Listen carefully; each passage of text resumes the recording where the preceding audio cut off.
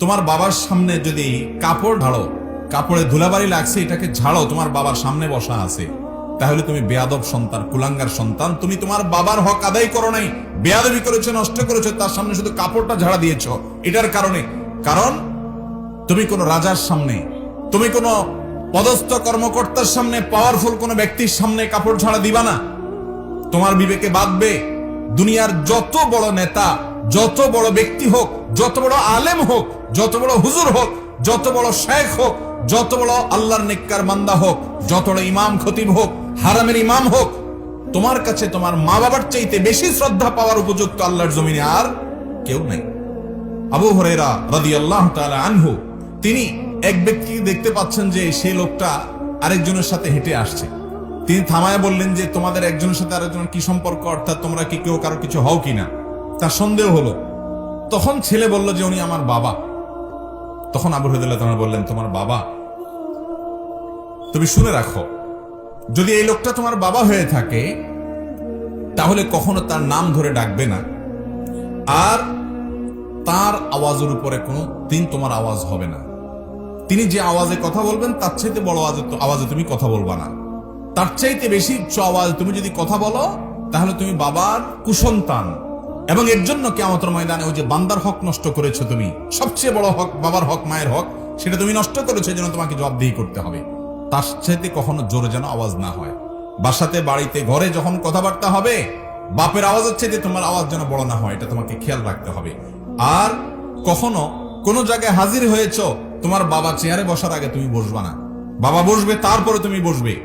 যদি কখনো একসাথে চলো তো কখনো বাবার সামনে দিয়ে হাঁটবা না, তুমি পিছনে থাকবা, তোমার বাবার সামনে হাঁটবে, এবং এমন ভাবে হাঁটবা যে যে কেউ দেখে জিজ্ঞেস করা না লাগে এরা বাপ সন্তান, দেখেই বুঝতে পারে উনি বাপ, উনি সন্তান। তোমার আদব থেকে, তোমার লেহাজ থেকে, তোমার ভদ্রতা থেকে। ভাইরা আমার, আজ এই জিনিসটা হারিয়ে গেছে।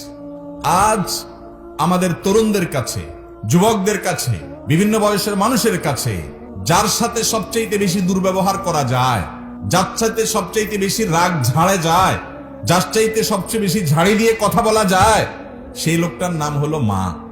ঠিক না বেঠিক?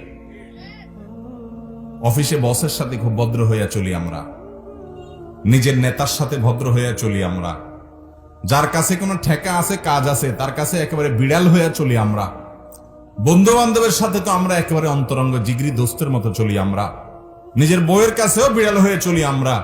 সব জায়গায় আমরা যতটা ভালো থাকি, যেই ব্যক্তিটাকে কথায় কথায় ঝাড়ি দিয়ে কথা বলাটাকে আমাদের অধিকার মনে করি, তিনি হলেন আমাদের হতভাগা মা।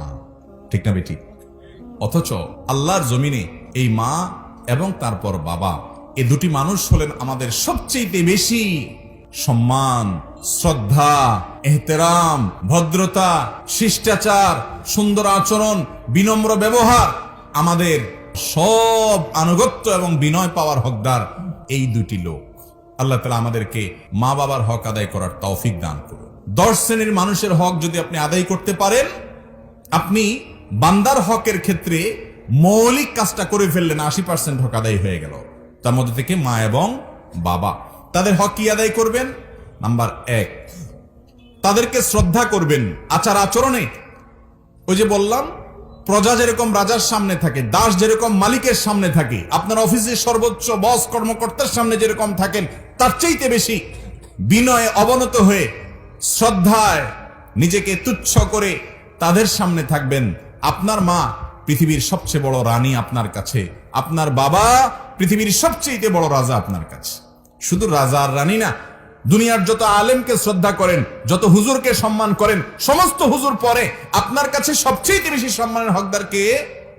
আপনার মা, এরপর আপনার বাবা। চেষ্টা করব না আমরা ইনশাআল্লাহ?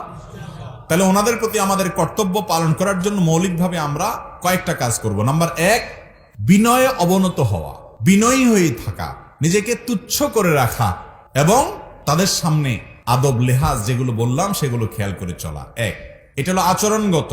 নাম্বার 2, তারা যত নির্দেশ করবেন, অন্যায় যদি কোনো নির্দেশ না করেন, কোনো হারাম নির্দেশ না করেন, তাহলে সেক্ষেত্রে সেই নির্দেশটা আমার মাথার উপরে থাকবে। আল্লাহ এবং তার রাসূলের নির্দেশের পর যার নির্দেশ পালন করতে আমি বাধ্য, কোরআন আমাকে বাধ্য করেছে, হাদিস আমাকে বাধ্য করেছে।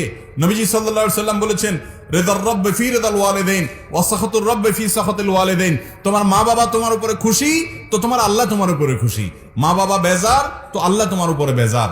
তারা উভয়ে হলেন তোমার জান্নাতের দুয়ার, জান্নাতের দুয়ার তোমার মা বাবা। এই লোকগুলাকে তুমি সন্তুষ্ট রাখতে পারলে তোমার জন্য জান্নাত হয়ে গেল। হ্যাঁ, অযৌক্তিক কোনো কারণে তোনারা অসন্তুষ্ট হলে সেটা ভিন্ন কথা, এর জন্য আপনার দায় নাই। কিন্তু যৌক্তিক কোনো কারণে তারা যেন অসন্তুষ্ট হতে না পারেন, বিশেষ করে আপনার আচরণগত কারণে যেন না পারেন। যদি কখনো আচরণগত খারাপ কিছু হয়ে যায়, সঙ্গে সঙ্গে যখনই আপনার হুঁশ ফিরে আসবে যে আমি কি করলাম, তাদের পাও জড়িয়ে তাদের কাছে ক্ষমা চেয়ে চোখের পানি ফেলে মামলাটা নিষ্পত্তি করে নিতে হবে।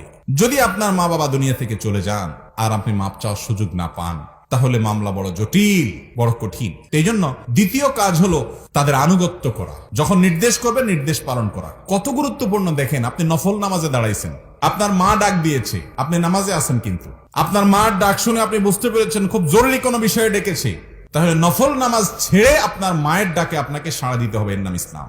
নফল নামাজ আল্লাহর দরবারে দাঁড়িয়েছেন, সেটা ছেড়ে পর্যন্ত মায়ের ডাকে যেতে হবে। এইরকম মাসআলাও আছে, এরকম পরিস্থিতিও আছে। কত বড় জায়গায় আল্লাহ তাআলা রেখেছেন মাকে বাবাকে, আমরা কোথায় রেখেছি? নামাজ, কালাম, ইবাদত, বন্দেগী, জিকির, আজকার এগুলো কিচ্ছু কাজে আসবে না যদি আপনি মা বাবার হকের মধ্যে ত্রুটি করেন। তাহলে দ্বিতীয় কাজ হলো তাদের নির্দেশ পালন করা। নির্দেশ পালন করা করতে বলেছেন, অন্যায় যদি না হয় নির্দেশটা অবশ্যই আপনাকে পালন করার চেষ্টা করতে হবে। হ্যাঁ, এমন নির্দেশ করেছেন যেটা পালন করা আপনার সম্ভব না, সাধ্যের বাইরে, তাহলে সেক্ষেত্রে বিনয়ের সাথে অপারগতা প্রকাশ করবেন, বেয়াদবি করতে পারবেন না, তর্ক করতে পারবেন না, ধমক দিয়ে কথা বলতে পারবেন না। নাম্বার 3, তাদের প্রতি সার্বিকভাবে ইহসান করবেন। তাদের ভরণ পোষণ দেওয়া, তাদের আরাম যেন হয় সেই খেয়াল করা, তাদের যত রকমের খেদমত আছে সেই খেদমতগুলো করা। আল্লাহ তাআলা আমাকে আপনাকে মা বাবার প্রতি যে আমাদের কর্তব্য আছে, দায় আছে, তাদের যে অধিকার আর পাওনা আছে আমাদের কাছে, এটাকে যেন আমরা পুরোপুরি করতে পারি আদায়। আল্লাহ তাআলা আমাকে আপনাকে আমাদের সবাইকে সেই তৌফিক দান করুন।